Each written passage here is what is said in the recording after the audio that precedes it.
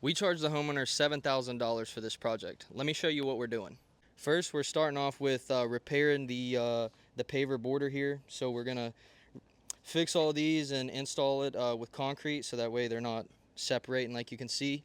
Then we're gonna clean and seal this beautiful pool deck so that way it's protected for the next 3 to 5 years, because here in Central Florida, the color on these pavers just don't last, and there's a lot of damage to them with how much rain we have. So we're gonna walk out to the front and show you where all the fun stuff is really happening. So you guys can probably see in the video there was a route going all the way through this customer's driveway.